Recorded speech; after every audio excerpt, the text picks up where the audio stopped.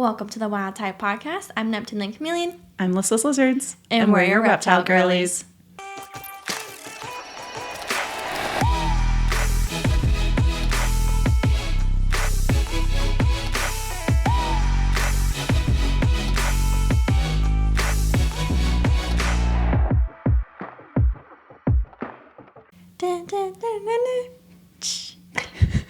I know it, but I'm not good at humming it. Our little theme song. Really? Yeah. It's because I'm not musical. There's not a musical bone in my body. I can't sing, but I'll sing. I will. Let me be so for real. I will sing. I'm not good at it. Yeah, me neither. I will happily sing. If there's a song on in the car, I will sing every single time with zero shame. Yeah, I'm not a good singer. Okay, so I got woken up at 4:22 in the morning. Oh my God, that's early. Because I hear a cat, fighting. Cat screaming. I would try and imitate the sound, but I'm not going to get it right. But, Did you know that sound is usually them mating? Oh. Well, the tone of the story may be very different then. I'm so sorry. I did not know that you were going to say that, but that's immediately where my mind went. No, it sounded like a cow was getting murdered. That's usually what it sounds like. But there's other critters in my neighborhood that are predators. Yeah. I've seen bobcats and fox and whatever else. Mm-hmm. So I thought the cat was maybe had a run in because I had caught on my camera a bobcat and a cat head to head. Really? Literally in this, yes. Okay, it's really funny that you say that because Logan and I have found multiple things in our neighborhood. We found a cat's leg, a severed raccoon head, and all kinds of stuff. And then a neighbor recently, we were taking our dog on a walk recently, I think last week, and our neighbor told us that an hour before there had been a bobcat in their front yard. That's what I'm saying. So when I heard the fighting sound, maybe it's not mating then. Maybe it's love. Maybe it's death. Violent love or death. Passionate love. No, I don't know the circumstances, but it woke me up because I was like, what was that? Right? And so I'm so I pull up my camera, right? And I'm what's going on? So I'm looking in my backyard and there's a cat for sure. And it's this great cat, whatever. And so I'm trying to figure out where on my camera it is. And then in my bedroom, I have a door that has a glass panel in it. Yeah. So I look over because I see the cat walk towards my bedroom door on the camera. Oh. I look over, it's staring at me. That's so through creepy. The glass window.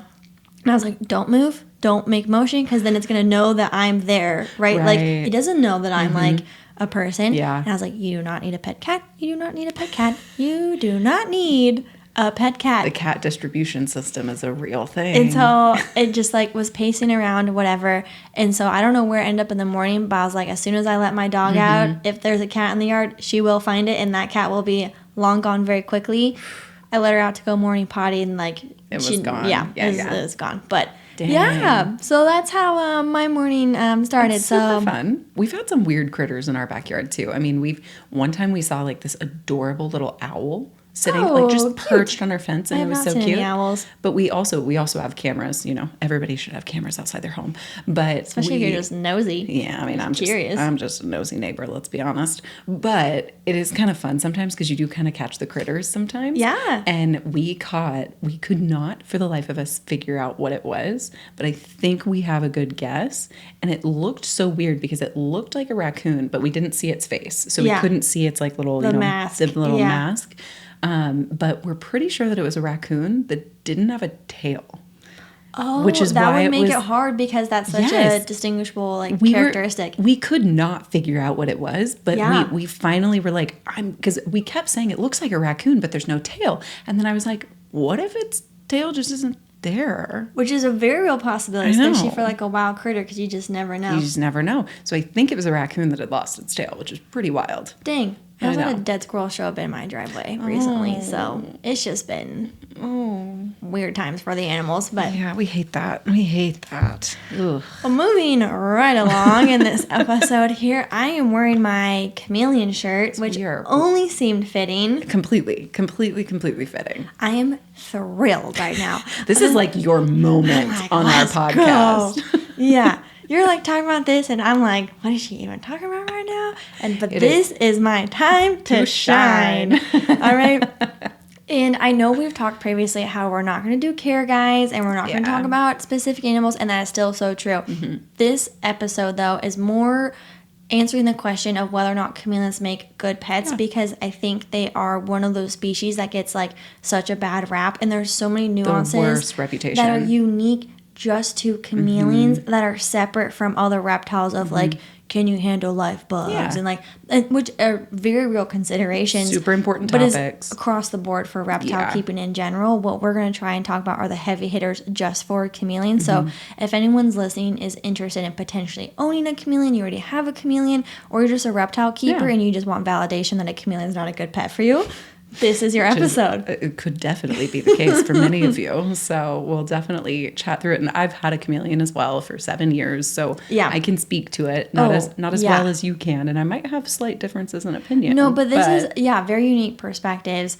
I'm just probably going to know more on like husbandry, which isn't even the purpose of this episode. And if you do want to know about chameleon husbandry and care, like literally just go look up any of my videos. I will escort you to her YouTube channel. Literally anytime someone asks you a question about chameleons, I just get tagged. Because I refuse to answer it, just because I am a little bit different on the perspective of like, I had a harder time with my chameleon because I wasn't as prepared. And so for all of the reasons that we're going to discuss here in a sec, but I am always like, I'm not an expert. I've screwed up way too many times. Go to her. She has made way less mistakes than I have. Come. Let me take you under my wing. I'm like, I will talk to you about all of the other species that I own, not that one. And I will only talk to you about chameleons. So it works out great. It's a perfect match. It works out great. So when we were brainstorming this episode, we were thinking of the question, do chameleons make good pets? And both of our answers were no. Which is surprising. Because we both have owned chameleons. And I'm literally still grieving my chameleon because he was so important in my life. Yes. So, but the answer is a no, but a yes if. Blank. And there's a lot of blanks that we're going to fill in for you guys. So going through these things, if you are comfortable with all these nuances and things that we're going to talk about that are a little more unique to chameleons, then I think they can be fabulous, wonderful, amazing, rewarding, fantastic pets. Couldn't agree more. Not for everyone, though. Definitely not for everyone. So the first one we want to talk about, very simply, are finances, right? And again, this is not unique just to chameleons, but I do think there's a little bit of a steeper price point, and maybe people will disagree with that one, but it can be across the board. But I will say, just the price of chameleons alone has risen a lot in recent years, depending on, where you're shopping and stuff.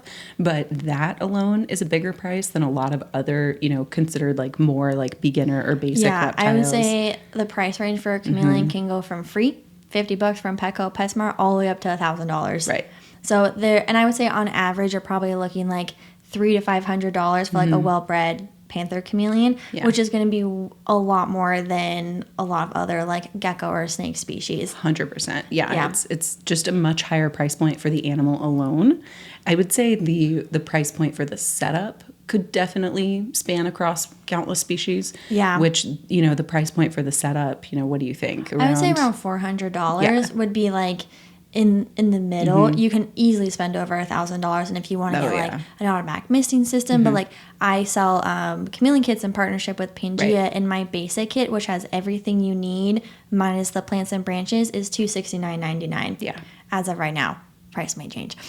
Price subject to change as the world becomes more expensive. Yes. But under $300, and that has everything that you need. And then you can go get plants from like Home Depot, Lowe's, wash them, get some sticks from outside, wash them, right? So you're spending maybe like another $50 on those. So like you can easily get a well set up enclosure. Totally. But another thing that we're going to talk about is with this unique to chameleons is there's so much incorrect information out there. So what ends up happening is people purchase the wrong kit, the wrong setup, so they drop $300 on all the wrong stuff. And then they have to go spend another $300-$400 on the right stuff. Dude. And that's not even the cost of the animal or having to go to the vet because it's sick, had the wrong stuff, and it spirals, and then that's why they get a bad rap. one of the reasons why they get a bad rap. I mean, they just get in my opinion, the reason that they get such a bad rap is because they're less forgiving than other species. Yes, the margin for error. Yeah, and so because of that, if you are not 110% accurate from the get-go,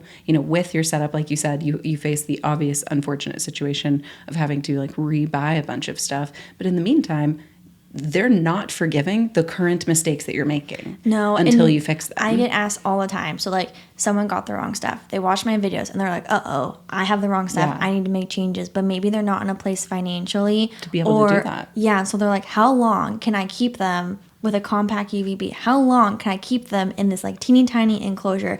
And that puts me in such a hard spot because I'm like, there's no good answer because they shouldn't be in that period. Well, yeah, and the realistic answer with chameleons specifically, which is again why they get such a bad reputation, is because the real answer is not long. Yes. Not long. Right. And I'm like, you can't continue to keep them that way. What am I supposed to say? 2 days? A week? 2 weeks? But if you don't get paid for 3 weeks, then I'm like, like that's a really hard spot to be in. And things could go really south within just 2 to 3 weeks if you don't have the right UVB, aren't using the right humidity, this or that, have too hot of temperatures, not enough to things can go south so quickly with chameleons, which is again why they have such a negative reputation.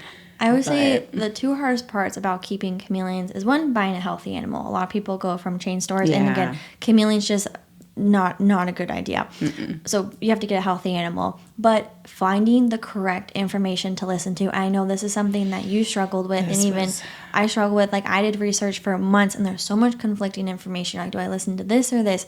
You go to Petco, PetSmart, you ask all the right questions, and you get told all the wrong information. Right? You watch this YouTube video, but that one says like, what are you supposed to do? And let me just clarify this too, because I know a lot of you guys are probably going to think like, oh, that's the case for every reptile. Every reptile has countless misinformation out there, blah, blah, blah, blah, blah. And while that may be true to an extent, I personally believe, as somebody who keeps a lot of other species, I personally believe that you can easily find the correct leopard gecko care information. You can easily find the correct bearded dragon care information. I feel like those other ball pythons, those other sources of information have more resources out there to find the correct information. And like, yes, there is a lot of misinformation out there about other species, but for some reason, chameleons in particular, there is just more bad information than there is good. And I think my gut response to that is because we've had such drastic improvements in care, so that information may have been correct at some point, but is no longer correct. Yeah. But because it's been on the internet for 10 years, it ranks higher in SEO. Like, was there a point when we had veiled at 95 degrees basking temperature? When I got Barney, I was keeping him at 93.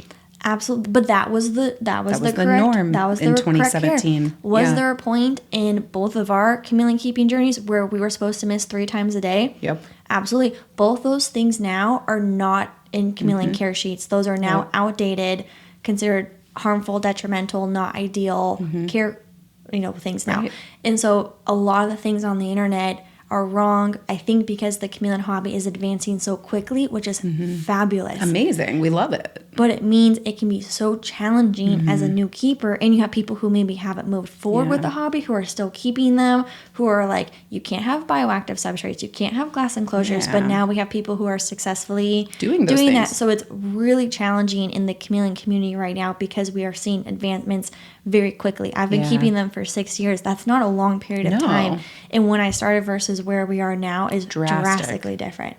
I mean, and that is true for other species. But again, just specifically chameleons, I just very much find there to be more wrong information than there is good. And all of the other species, I would say, definitely is starting to see a little bit of a shift of there's more good information out there than there is bad. But chameleons are the only ones that it's just a little bit behind in that way. And people be like, why don't you make videos about other animals? I'm like, because chameleons need that. They need someone who's putting out accurate care information, who's updating their videos, who's specializing just in chameleon care. Also, that's what I'm interested in. So that's what I want to make videos on. Yeah. but there's such a gap in that space for the 100%. exact reason Oh, yeah. that you're talking about. Versus with bearded dragons, leopard geckos, ball pythons, stuff like that. There's not as much of a gap. There's a lot of content creators Yes. doing that. There's That a space lot is of well people. covered. Yes. New keepers can find what they need. Pretty Chameleon's easily. not the case. Yeah, Yeah. agreed. So I just wanted to clarify that because I do feel like that is definitely something that is a little bit more specific to chameleons than other species. Yeah. And then speaking with the low margin for error, a big thing is getting the enclosure set beforehand. So that's another thing, is spending that time of like getting your temperature, your UVB, your humidity. Like there's so many nuances, and because that margin for error is smaller, Tiny, that yeah. you kind of have to get it right from the beginning. Not that you can't, make mistakes or adjust as needed. Like just know that chameleons are going to be less forgiving, which I think for me is a welcome challenge, which is why Right. they're appealing to me. But they're not for everyone. You love a challenge. Yeah. That's why I'm like, give me the hard one. I do sometimes. I'm funny on that. Like specifically with Tarzan, my yellow anaconda, like I was thrilled at that challenge. But then there are other ones where I'm just like, nah, I want it easy. I want it nice and easy. Right. And that's totally fine. But I think a pro tip, and again, this would be true of any reptile species, but I think even more so with chameleons, is getting the enclosure set up ahead of time. And I mean, I had my enclosure set up and it was very wrong. So, get it set up, That's what I'm triple saying. check it. You gotta have the right information. Quadruple check it. You can think you're doing everything right and still not be doing everything right. Unfortunately. I know. I think so. This next one was a really, really, really big one. This was probably one of my biggest issues specifically, but I think with chameleons in particular, you really, really need to make sure that you have a very, very strong understanding of UVB lighting and supplementation and how those two things like play together as well, because you can't really have one without the other. They definitely, both have their hands in the same pot. And there's more than one way to do it. So true. And if you so like let's take UVB for example. You have 5.0 bulbs and you have 10.0 bulbs. You have T5s, you have T8s. As a new keeper, you're like, huh? Like what does that mean? But if you use a T5 5.0, then you would need this supplement schedule at this basking distance and this branch placement. Then if you have a T8 5.0 or 10.0 or 12%, then you need this one. So this is where it gets tricky when you're like piecemealing different care information, because you think, oh, I'm going to use this UVB board recommendation, this supplement schedule, but those aren't ones that go together. And understanding how UVB works and how D3 synthesizes and calcium absorption and all that is a really complicated process to try and understand. I had my supplements so wrong, not only for Barney, my chameleon, but also for poor little Charlie, my leopard gecko. Yeah. Granted, he didn't have UVB until I would say the last 2 years he's had UVB. But before that, he was getting vitamin D3 every single feeding on every single cricket, which is crazy. So it's like, I think that's one thing that, again, specific to chameleons that is really interesting is, and I think this is one of the reasons why people don't recommend them to beginners. And, another reason why they have a bad reputation, it's not for beginners, is because they're not forgiving, but their supplements have to be very specific. Whereas with a leopard gecko, Charlie had crazy supplements. He was starting to get the little calcium sacks because I was giving him way too much calcium. Yeah. And he was doing that for 7 years. I mean, it was insane. So and he was just fine. He definitely probably had a little bit of issues, but nothing detrimental. And he was living for 7 years with no problems. Whereas a chameleon can't even last a year like that. Right. Supplements are not optional. No. And so, again, this can be a pro and a con. For me, it's a pro because I enjoy learning about UVB and I enjoy understanding supplements and the relationship between all those. And people who are in the chameleon hobby tend to be all in. But if you are the personality type where you're so kind of sort of gonna do it, maybe then it's going to be at the detriment of your animal. Two, if you accidentally use calcium with D3 every single feed, can be toxic. If you don't have a multivitamin, they can develop eye issues. If you have too little UVB, too much UVB because you use this one, and this is why it can be so challenging because again, there's more than one way to keep a chameleon. And this is why, again, my kits are so appealing because, like, I'm like, hey, let me make it as simple as possible. Basics. Here's a UVB bulb that will work great on this exact enclosure with this exact supplement schedule. Now, if you took any of those things separately and then try to combine them with other things, maybe you get a good combo, but maybe not. Maybe you don't. And so when I first came out with my kits, I know other chameleon communities were like, well, you should use this one instead of that one, and this one should have, like, but there's more than one way to do it. And I'm going to try and make it so simple with the least margin for error and the highest chance for success. So you really do have to have a strong understanding of UVB and supplementation because you can't afford to not get it right. I definitely didn't understand it well enough, and that was after having had a leopard gecko for 6 or 7 years. So it was like, you know, and I was still doing it wrong. The majority of chameleon health issues, metabolic bone disease, eye issues, all those things that we commonly see are the tongue issues are typically related to improper UVB and improper supplementation. Yep, those are literally the 2 most critical things with chameleons. If you get those 2 things right, you're ahead by 90%. So true. So true. Yeah. Yeah, so I think that's a huge one for me and one that I definitely missed the mark on. But if you get it right, then you're good. Yeah, like you're 100%. So good. I don't want this to come across as like intimidating or like chameleons are very difficult. Yeah. Like it is so straightforward. You just have to take the time. Take the time and have the right information. Yeah. So. If only you knew someone. If only. Who had the. If only. I mean, the resources. God, do they exist? I don't know. Right here. Yeah, so that's a big part of it. Oh, for sure. I think, I mean, honestly, I think that's one of the top things. As long as, like you said, as long as you get those things right, you're ahead by a long shot. This next one is one that I also have big, mad opinions on. Let's hear them. So I think with chameleons, another reason why I personally don't recommend them to most people and why a lot of people in the reptile community don't recommend them to most people is because a lot of people who are interested in chameleons have very, very skewed expectations on handling and personalities of the animals. For sure. And I think you really, really have to set your expectations when it comes to chameleons because the majority of chameleons are not going to be very handleable. That's just a fact. Right. I see like 2 sides to the coin, right? Like, so I have Neptune, who's a very defensive animal. And like, I will intentionally use the word defensive. Like, he's not angry. He doesn't hate me. He is just a little chicken and is terrified that I'm going to eat him. He's a little pansy. He truly. And this is the only way he knows to protect themselves. Chameleons are not quick. They cannot fly. They don't have big teeth. How else are they supposed to protect themselves versus try and look as intimidating as possible? They're also like brightly colored, which can be like attractive. Yeah. I know sometimes it can scare, prey animals away, but it could also be enticing. They don't have a lot of things going for them as far as protecting themselves. So they are constantly in like fight or flight mode. I'm giggling over here in my head at the fact that like most people think that chameleons are like so good at camouflage, and I'm like, literally no, they're terrible at it. It's a myth. They're like yellow. And they're so bad. Please like eat me. They can't blend in with like anything. No, not at all. So there's that. But I think also there's this misconception that chameleons are easily stressed, where if you handle them, they're just gonna like die because you like touch them.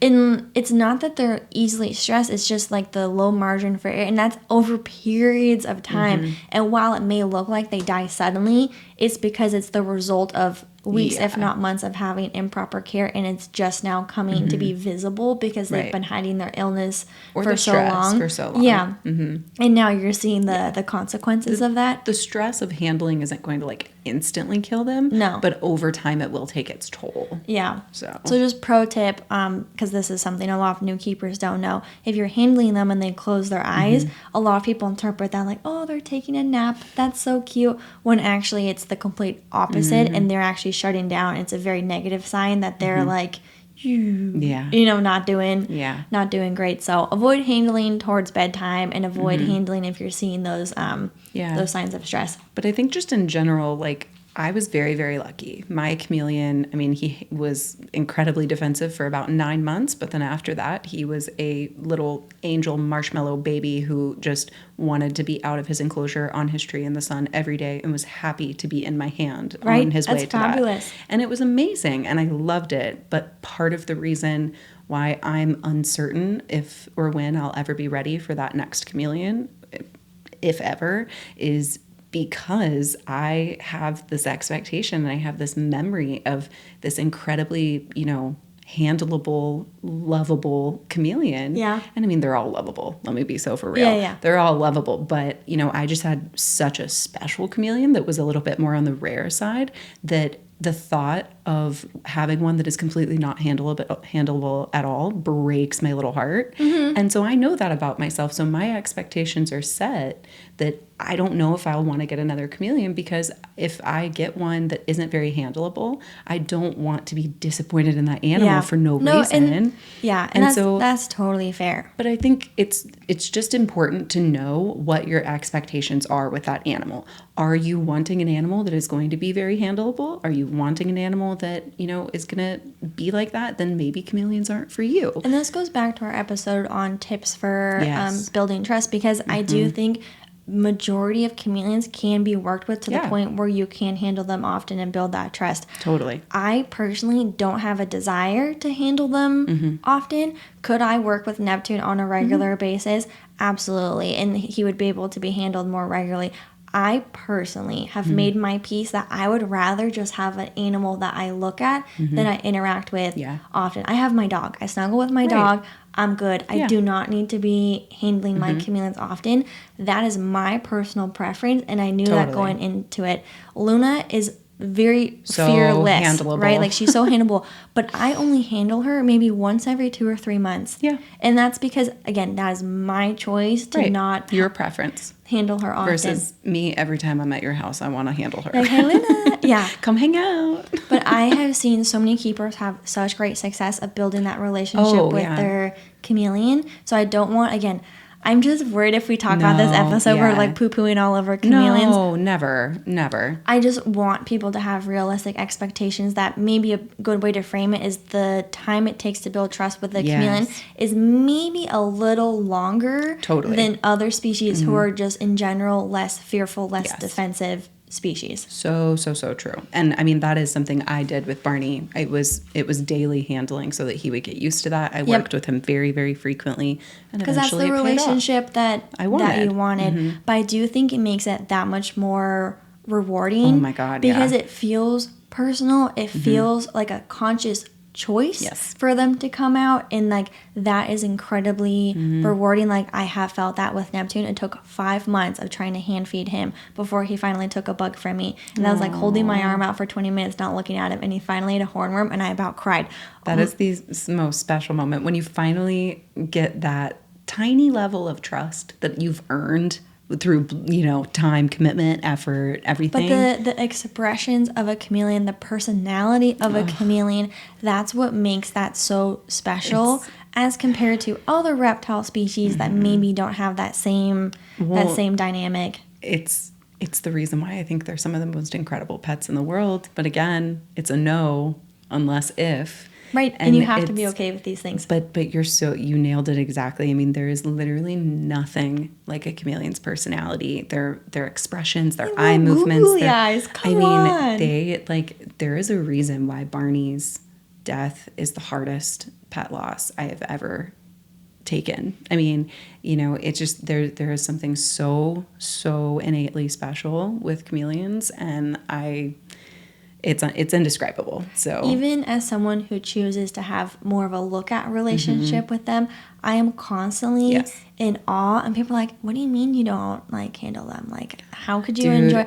But there is something truly magical about owning a chameleon. And I hope if we have chameleon owners listening, you get share it in the comments so people can get it. Because until you've experienced it yourself, it is just a truly special bonding relationship. I'll literally cry thinking about the bond that I had with Barney. I mean, it's just so special. And I think part of it comes because of the challenge. You earned I that earned trust. that relationship. I didn't earn Luna's trust. She was just like that day one. She's always been that chill. But like the days that I do handle Neptune, like it is just something really special. Yes, it's super special. I mean, it's I'll never get over it. Honestly, the chameleons will always hold the most special place in my heart. They're good ones. They're so special. They're good little potatoes. Yeah. Happy July, Reptile Girlies. A new month means new deals over at our partners, Pangea Reptile. We are always so appreciative and grateful for their support of the podcast.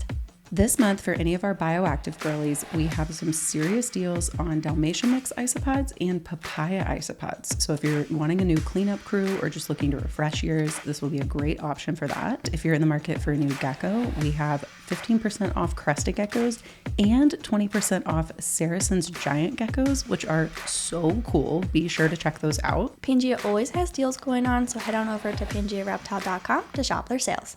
So one other thing to consider, again, not unique to chameleons, but we're going to put them in this category, is that they have larger enclosure requirements. Yeah.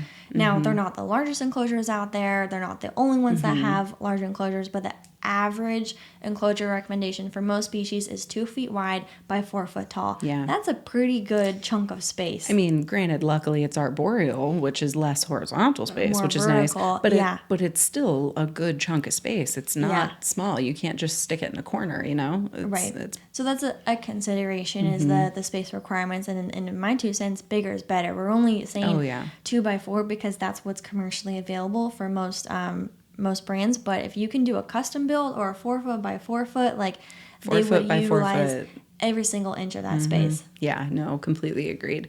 And, like you said, the enclosure requirements can vary for other species, but chameleons in particular are a little bit larger than, say, a crested gecko or something like that. Yeah. And you do have smaller chameleon species like a carpet, right?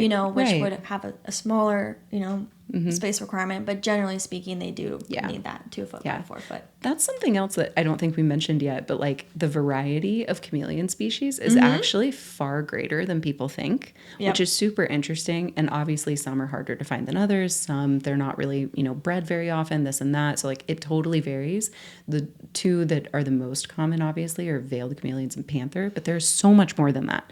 So for anybody truly interested in chameleons, like please check out that variety, because it is very, very, very fascinating. Yep. And there is some really freaking cool species out there. And that can be another welcome challenge as a chameleon keeper. Like once you get your feet wet with more of those commonly kept species that just have a lot of care information available to them, then you can kind of branch into these more unique species that maybe don't have nearly as much care information, but you have that strong understanding of UVB, supplements, chameleon behavior, eating behavior, all this that you can then use as a foundation to then try and like learn more about these other species. So that's cool too. Totally agreed. Cool. Another one we wanted to talk about is the shorter lifespan. So the average life expectancy for most chameleon species is 5 to 7 years. Yeah. Which for a lot of people, I would say majority of people, is a huge con and something that you have to be okay with when you're taking on this animal. Is 5 to 7 years is not a lot of time. God, the older I get, 5 to 7 years is just a blip on the radar, right? And so that's another reason why I'm hesitant to get another chameleon, is because I'm not ready for that heartbreak again. I'm still getting past my first one, Yeah. So it's like that to me is a huge con, just because it's just so heartbreaking. The fact that Barney didn't live longer, I will never get over that fact. And he lived to the max 7 years. Yeah. It's like I was lucky. Like you got the full life expectancy. I got the full lifespan, and it still wasn't enough. Yeah. And so to me, that's such a heartbreaking one, though. So plain devil's advocate, not that I'm going to say it's a pro, but some things to think about if you have a species that only lives 5 to 7 years. For one, going back to keep having multiple chameleon species, you can keep multiple different species if you have limited space. Yeah. If you have 6 snakes that live 20 years, you can't keep anything else in that space. There's no more space for 20 years. Right. Versus if you have something that lives 5 to 7 years, you could keep multiple species in your lifetime and get to experience. Within like 20 years, you could have multiple different species that you get to experience, which can be a cool thing to experience. also, if you have an issue with commitment, like me, then it can actually be really appealing. And I'll be honest, that was like something I had to get over. The two things when I was deciding to get a chameleon was, can I deal with life bugs, for one, which was like, that's still a thing. You're still iffy on that one. That's still a thing. But 5 to 7 years, because at that point, I didn't have a dog or anything. I'd only had like fish and like gerbils, whatever. So like, I was like 5 to 7 years, and I was, how old was I when I got Neptune? 22, right? So I'm like still pretty like, I'm like, where am I going to be in 5 to 7 years? I don't know. So like, that to me was a very intimidating amount of time. That is too freaking funny, because that is nothing. Nothing. And me over here at 16 years old, stupidly, unknowingly, got a leopard gecko that can live for 25 years and had no idea at the time. Right. And so I was like, oh man, 5 to 7 years. So to me, like, that felt like a significant commitment. And to me is like a time period that I feel comfortable committing to. Not gonna lie, there's been some leopard geckos recently that have piqued my interest, but then I immediately am like, nope, because 20 years is way too long for me to try and like commit to an animal. And it also why tattoos freak me out. It's why the idea of marriage freaks me out. So this is a much bigger problem than just chameleons. Okay. And I literally had this epiphany recently, just you mentioning tattoos and marriage. I am 31 years old and I have never gotten a tattoo. Suddenly, in the last 6 months, I have been itching. It's bad. To get tattoos. Like, I literally currently have an app on my phone that has an entire tattoo mood board of all of the potential tattoos that I want, which isn't like a ton, but it's enough. And it's got like vibe and all this. Yes. I am currently obsessing over planning potential tattoos that I may have. Yeah. But I had this epiphany earlier that for whatever reason, I have had this itching desire did not happen to me until the last 6 months. And what has changed in the last year for me is that I got married. So I've already like had the big commitment. Yeah. And now I'm like, tattoos. No biggie. Psh, no big deal. Permanent. Yeah. Whatever. No, and I'm over here single Pringle. I'm like, you have to spend the rest of your life with that person. Like, that is terrifying. Which that did scare me for a while there. Right. And so like the idea of having an animal that lives that long, like even when I got my dog, I got her as a puppy. And so I was like, all right, it's you and me for the next like 10 plus 12 years. to 14 years, hopefully, right? But that is also a really big commitment. Very big. Pros and cons to having that shorter lifespan. I know for a lot of people that's a con because there's not enough time. But if you're like, hey, I only can really commit to 5 to 7 years, or hey, I do want to keep multiple species and I have limited space, or whatever it is for you. Like, it can be a pro in that light. I can totally see you're that. Like, I'm in this chapter of life and then I want to go travel abroad and like you can't take your reptiles with you. Like, there's a lot of different nuances. So like different ways to look at it, but something you do need to consider when you're looking at getting a chameleon. Yeah. And I mean, I can agree with that, to an extent, because I had Barney from 23 until 30. Right. And for me, like, he was the dog that I got in my 20s that got me through my 20s. Yeah. Like he was that chameleon for me. And totally. And, now it feels like that chapter is closed in a different way. And so, it can definitely be a pro in its own little way. Yep. So the last thing that we had discussed ahead of time was the attention to detail and being diligent and observant with chameleons, which for some personality types like myself is right up my alley. Yep. But for other people who are more chill and want more of a hands-off reptile or animal or pet that you're dealing with, then a chameleon may not be 100% the best pet for you. And that's because like you said, just the attention to detail with chameleons really needs to be there versus, like you said, if you're more hands off, then maybe snakes are more your speed, like things like that. And so it's very, I don't know, I think that's really important because I see a lot of people who get chameleons just because they think that like they're cool, but it's not. It doesn't mesh with their personality. And I think it's really important to be self-aware and to know yourself and to know what you're capable of and how detail-oriented you'll get. Dog breeds, right? So like true. If you have someone who lives a more chill and active lifestyle that then gets a high energy breed, that is not a compatible fit. Your lifestyle is not complementary to what the dog's needs are. Now, if you're a super active person and you want a dog who can keep up with you, then that would be a good fit for you. So it's the same thing with reptiles, with any pet, anything that you're making that commitment to. And chameleons, you said snakes, for example. Snakes don't eat on a regular basis as adults, right? Versus an adult chameleon, even though they eat less frequently than a baby, they're still eating multiple times a week, right? Like 2 or 3 times a week is average for an adult chameleon. Right. That is way more than a snake would be. Oh, yeah. I mean, granted, you know, some snakes, depending on the size when they're babies, it can... Sure. We're talking like adults. Yeah. But adults, it's like they're eating once a week, maybe every 2 weeks. So it's just a lot less frequency and less detail and all of that. Yeah, so the time commitment, but then also... Like, if your snake's in their hide for the day, like, you're like, oh, you're in there. Okay, like, you're good to go. But versus a chameleon, you have to be more diligent of, like, okay, what is the shape of your eyes? How is your color looking? How is your body conditioning looking? Man, like, they are masters at hiding right, so anything. you have to be very diligent and very aware of, like, checking on them on a regular basis. Like, I get eyes on every single one of my chameleons at least twice a day. Absolutely. Minimum. And I'm like, you good? You good? You sure you good? Okay, you're good. And then I move on to the to the next one. It's and it comes accurate. with time, right? Like, I've been keeping them long enough. I'm like, yep. Everyone's looking Check good. those boxes, But it's again, it's not a species that allows you. I'm using the word lazy, but I don't mean it in any type of way, but like just a more hands-off keeper, right? Who's just less involved or less diligent. And everyone's personalities are different. Chameleon keepers, it is so complementary to that personality style, but not everyone's like that. No, 100%. Know yourself and know which species are right for you based on being self-aware.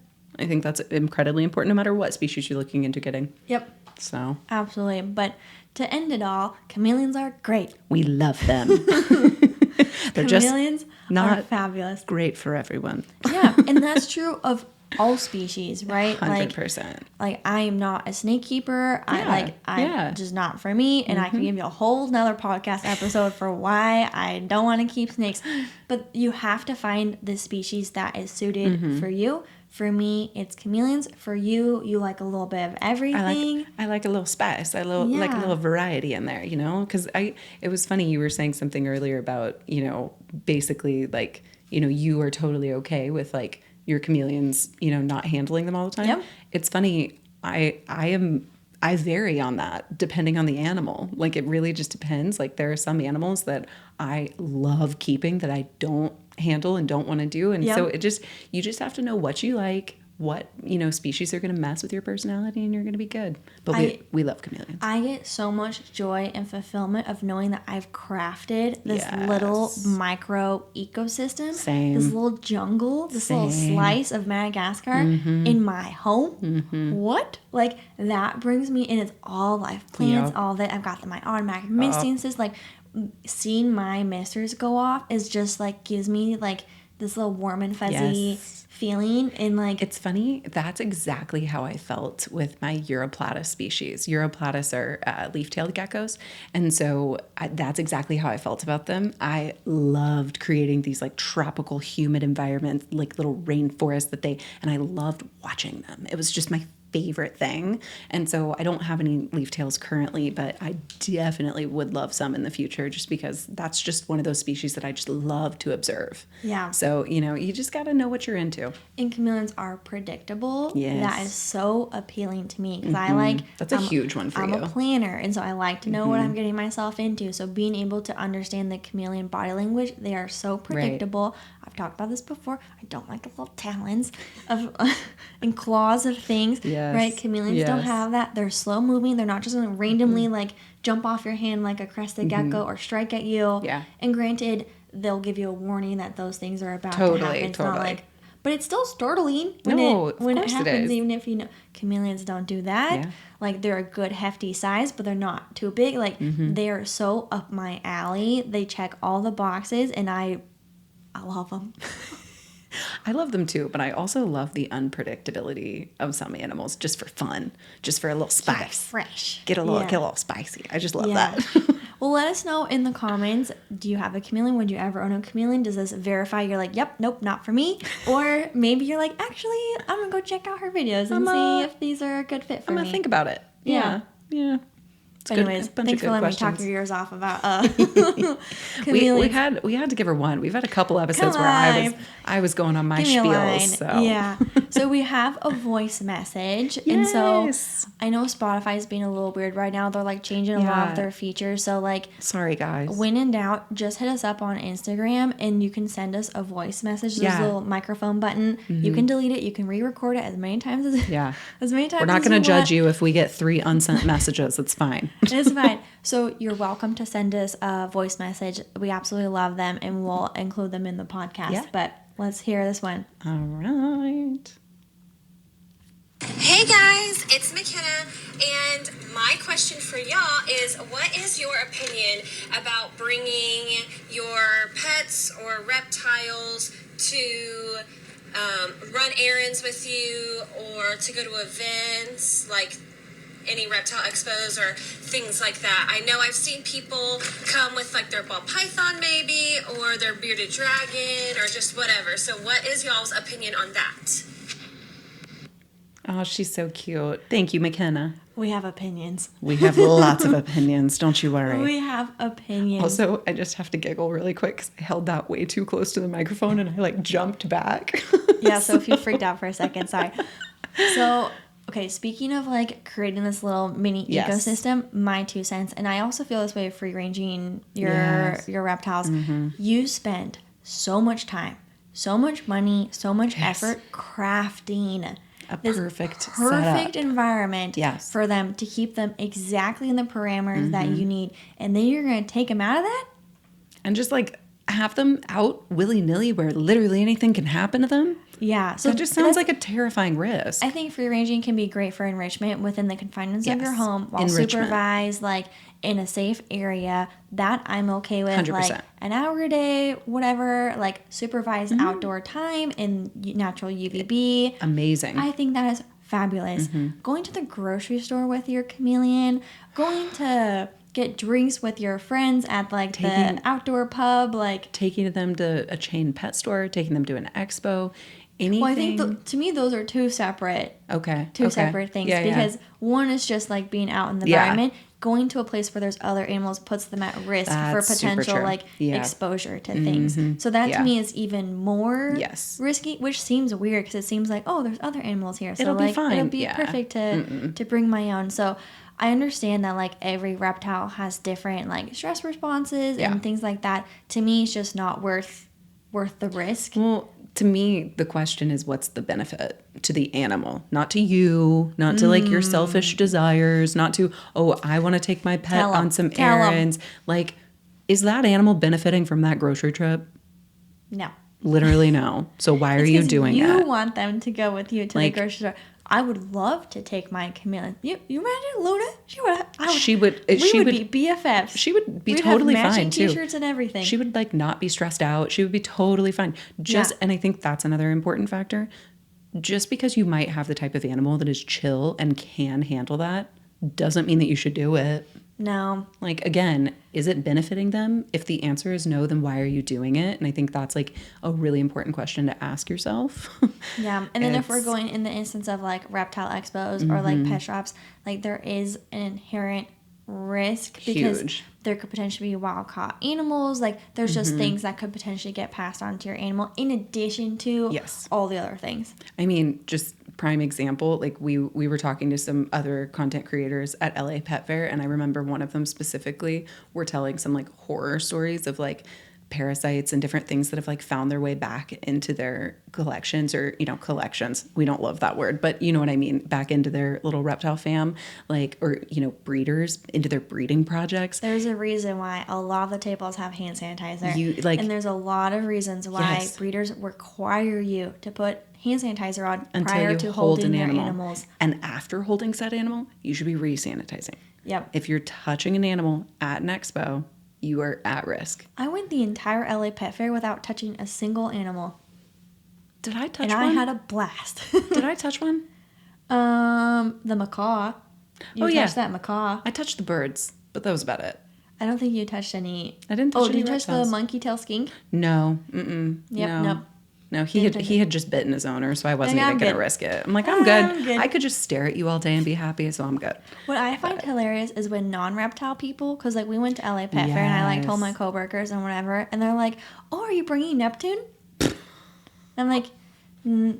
Why would you would, no, that's insane. I'm not bringing him to the expo. I'm going for me. This It's is a me so day. funny how, like, this is just, I say normal people as if, like, reptile people are non-normal people, and I don't mean it like that. You guys know what I mean. No, and But this it is just, and it is such a fair question. I get asked it all the time, and I Yeah. totally understand because it's like, oh, you have animals, you would bring them with, I'm on the opposite. I don't think it's a fair question. I think it's dumb.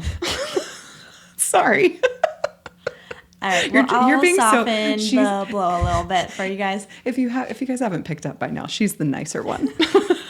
But like I get that it's a well-intentioned It is question. It is. But if you I'll think agree with about that. it for a second, then you're like, But if you don't know that these other animals Yes. are potential risks, and So if you don't true. know that it's a stressful process And- to travel with a reptile, Yes, and people who aren't in the reptile keeping hobby or community or whatever, like, they don't know all these things. They don't know about all the parasites. They don't know. Yeah. I understand that. I still just think it's a dumb question. yeah, I think one thing that I can kind of get behind it, beyond the like enrichment and UVB are education programs, like because Yes, people yes. travel with those, and I could see the value of that. Not only the value that can bring to whatever community they are bringing those animals to, I also think that at least the people I know who do educational programs, they're usually very specific about which animals Correct. become educational animals. Yes. And I think they make sure that they pick the ones whose personalities are more suited for that. It's like service dogs, and It how is. not all dogs should be out in public places. 100%. Literally. What do you know? Exactly. So they pick the ones that are right for that. And Yeah. I think that is a great situation for educational programs. So those are our opinions. We would love to hear from you guys because again, they are opinions. There's no right or wrong answer. Yeah. And I will say there are always exceptions. There's always nuances, Yes. and you know your animal best.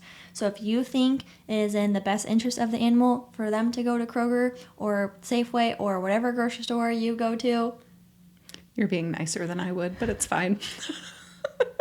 live your life, man. I'm not going to tell you what to do. That but this statement I agree with. But I personally am not taking my reptile to the grocery store with me. I'll tell you that much. Same.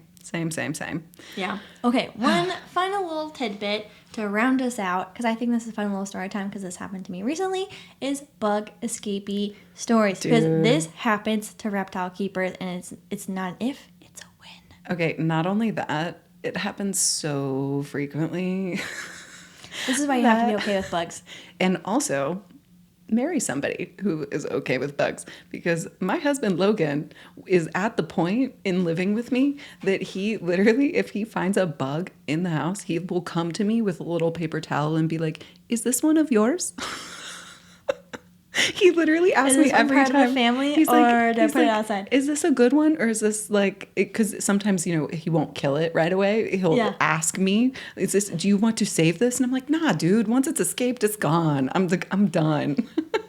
But he asks that every time because that's how often it can happen. No, I won't feed escapees. No, Because I don't no. know what they've touched. I don't know what they've Yeah. walked through. I don't know what they've been through. What they've eaten, what they've No, anything. it's not worth No, it. no. Not to save, like, Yeah. not for a roach. Like, Again, unnecessary risk. So no. One but- of my not recent, but like most memorable stories was I left the lid of my hornworms open. I've done this. Those suckers will climb, and they will climb far to the point where they climb into your bathroom and you are barefoot, and you are so close from stepping on a hornworm barefoot. Ew! Oh my god, that There would be was such a one gross in my squish. sink. That would be such a gross squish. I Yeah. can't even fathom that. Blech. It's like kind of soft but kind of squishy, but like what a weird texture under your like. Ew! Oh my Barefoot. god, I'm so grossed out by that thought. Yeah, no, and I think I collected like 8 of them. Oh yeah. And then I was like, but how many of there were you? Oh yeah. Were there 9? Were there 10? Were there 8? Did I get them all? Did I catch them all? We'll never know. We'll never know.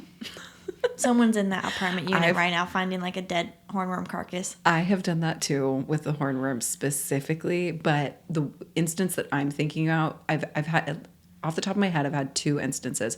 Only one got out, and I was like in the middle of a work meeting when I like glanced over and there was just one in my carpet in my old house. It was so gross. Just inching along. Yes. And then I've had another one where like 4 got out, and that was a nightmare because I knew that there were 4 very big hornworms in there, and I only found 3, and I had to hunt in the reptile room for a good like hour until I found the fourth one. Oh, so you found it. Yes. You could go to sleep by night. He was pretty much underneath my little couch in Got there. it. So that one took Nice and cozy. a long time to find. Yeah.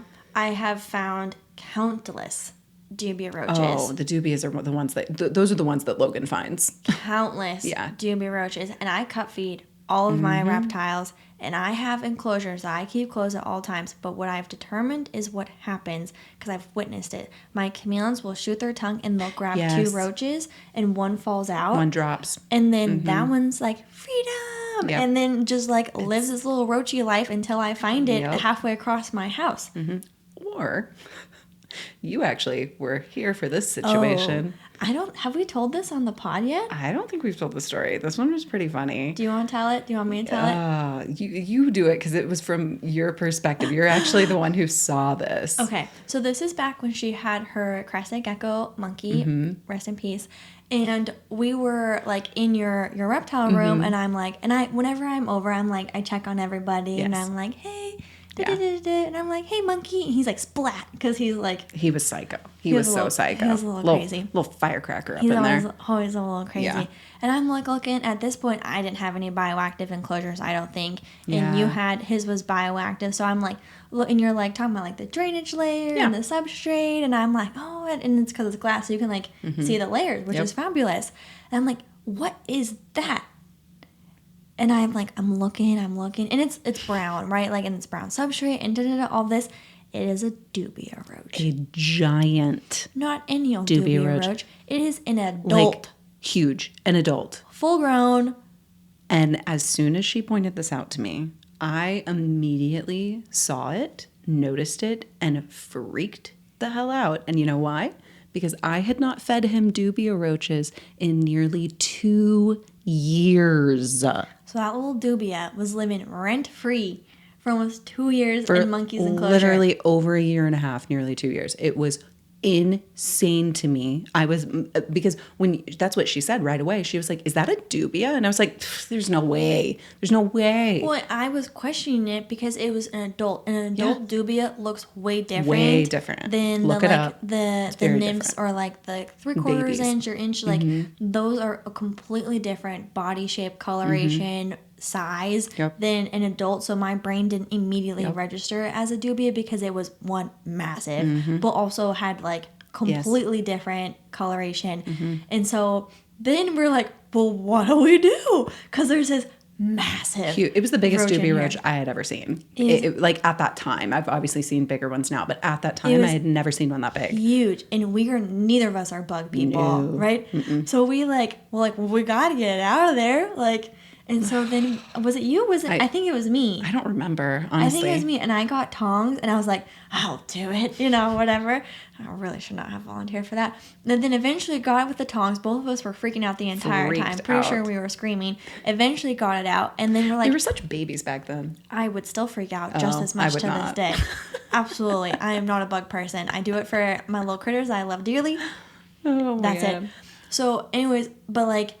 We were wondering, like, is that partly why Monkey was as crazy as he was? Because he basically had a roommate. Yeah. I actually theorized that is why he was probably such a... Probably traumatizing for him. I think he was so, like, jumpy and sporadic. And granted, some of that can just be crusty personality. So I'm not saying that's for sure what happened. Because he was like that even though we took out the roach. Yeah, so. but I think it's funny to think about that. I think that it might have freaked him out. And that was actually why I had stopped feeding him dubias to begin with, because I noticed he wasn't always eating them. Yeah. And he just wasn't very interested in dubias. Yeah. And so that's why I stopped feeding him, and one just lived in there forever.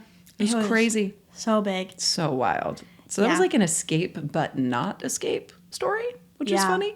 So that was a very, very interesting one. We know, though, you guys have some good bug Tell us stories. your worst feeder bug escape story. We want to hear them. I'm dying to know. Did you step on a hornworm barefoot? One of you has to have done that before. Also, which one of you has like a spouse or a sibling or a parent or something that is like, you might be fine with bugs, but they are not and they found it? I want to know those stories. Yeah, and you give them assurances like, no. It'll never happen. It won't escape. Never. Yeah. Never. It will happen on a consistent, regular basis, no matter how many precautions you take. Unless you're directly feeding your reptiles every single bug that they're eating. But like you said, even that can happen when they snag too. Yep. I mean, it's just like, it's going to happen. Just accept it now. Move forward. Knowing we just want to share reptile keeper props because we're not the only. No, it happens to the best of us. You're not alone. Yeah. Never.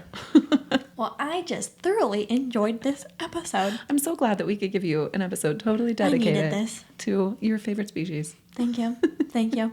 And if you don't care about chameleons, I apologize because you probably just listened to the end of this and you're like, okay, that's good enough for me. But that's all right. If you are interested in chameleons at all, like please check out my YouTube channel, my website, neptunethechameleon.com. All my kits, like I have put so much time and effort, love, and passion into creating chameleon content that sets you guys up for success, and seeing the messages that I get where someone's reptile, like first reptile, is a chameleon that they did buy from a good breeder, they got the enclosure, they used my kit, and they have a healthy chameleon, just like makes it all worth it. So absolutely check it out. And of course you can subscribe to the podcast, follow us on all the socials at the Wild Type Podcast. You can follow me at Neptune the Chameleon. Lyssa's Lizards. Leave us a review, leave us a comment. Would love to hear your bug horror stories. Otherwise, we will catch you guys in the next episode, and we'll talk to you later. See you later, girlies.